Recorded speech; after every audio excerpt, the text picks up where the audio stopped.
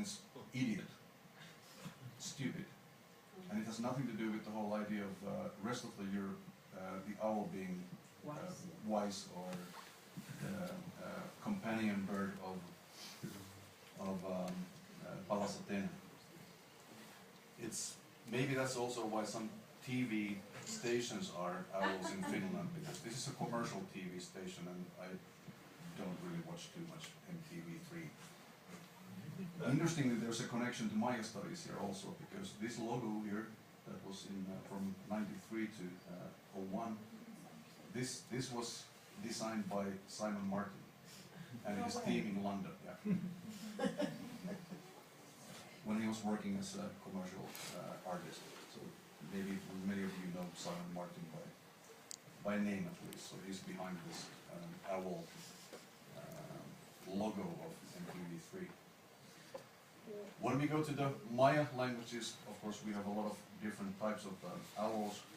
Again, 18 owls in the Maya area, 12 in the lowlands. And we are lacking some of those names, so we need a lot more studies on birds in general, and that is something that, for example, people like Kerry Hall are doing right now in ethno-ornithology. One of the most common is the horned owl, tukul, kukul, tukur, in many Maya languages. And then we have others, including ikin or ikim, buh, shoch, and shich. But the problem is that we don't find a lot of these in Maya writing system. One of those is a late example of ikin in Maya codices, in this case from Madrid Codex, with an iki, a kui. So there's like two different names for owls. There are actually two different species altogether. So why they are together, it's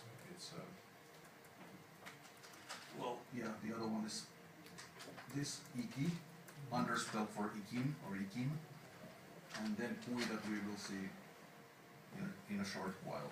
But the owl seems to be the great horned owl, because you have those not ears but tufts of the owl. And maybe the most common, or not the common but most well known is of course the Teotihuacan inspired tecolote. Again, name that we don't fully understand. The spear thrower owl, is the owl really an owl, is another question. When you go to Mesoamerican writing systems, there seems to be a pattern again of representing owls in frontal view. And this is the case with many other writing systems. Here, of course, we have Zapotec, and then Mexicanized Maya and Aztec writing.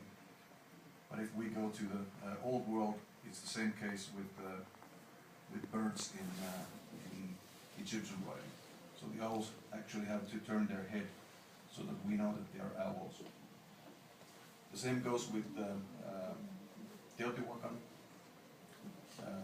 Atelolco, right here, frontal view, and the one that we saw earlier from Oxtoctlan, again frontal view of an owl.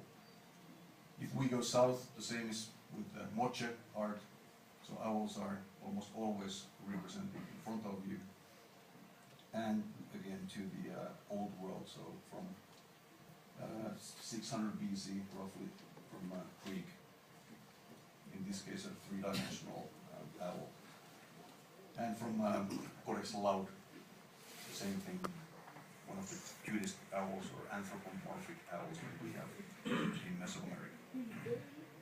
And if we go back in the history, this is probably the earliest owl that we have in the world. From Chauvet Pont d'Arc cave, and this is roughly 30,000 years old from the cave of Upper Paleolithic owl. In the Caribbean, we have some nice examples of owls. This is something that I got my hands on this past September. Taino examples including a cahoba snuffer. So this is a snuffer, you just put those to your nostrils and somebody blows like powdery tobacco straight to your nose. So through the owl eyes, through the darkness and the underworld. So that's probably what happens when we take those substances. And here's a modern version of this is for búhos. This is from Louisiana actually, but you can see how the wrestling is expanding from Mesoamerica to the United States.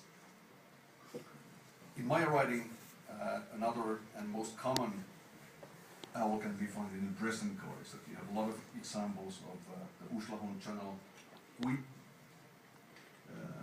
13, and then owl, and depicted here. Probably the horned owl, as we saw earlier. Here again, a couple of examples.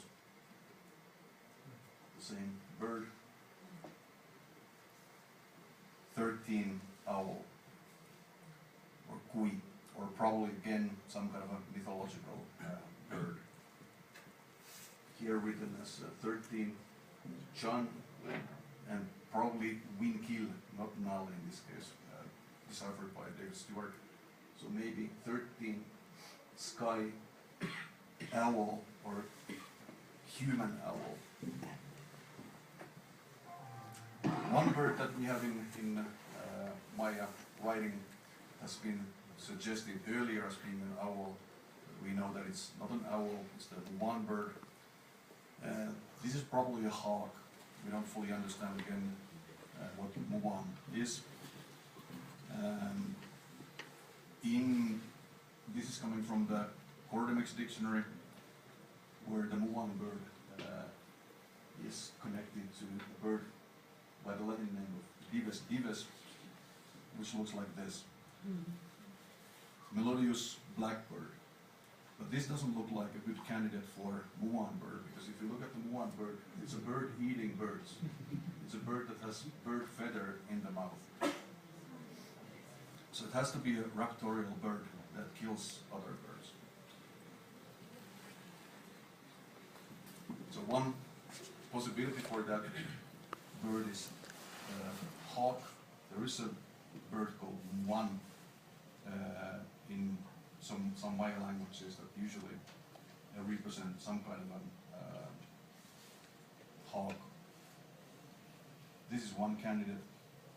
It could be an eagle, because they eat other birds, but so do some owls. But interestingly, there's one species, this is probably the best candidate. Some hawks are actually specialized in eating other birds. So whereas many, like golden eagle, eats a lot of things, this hawk is specialized in eating other birds. There are some graphic versions of this, so I thought I'd just for the younger people. And of course we have a lot of evidence of this coming from the Maya area, of hawks that are somehow harbingers of death for the other animals in the area.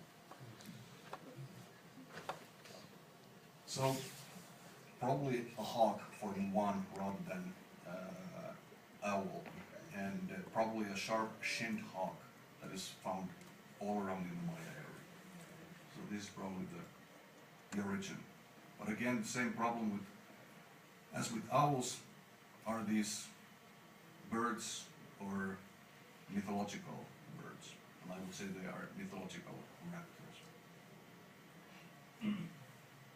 The problem again is when we look at not only the writing system but iconography, is that we can identify some birds, but some birds we can't.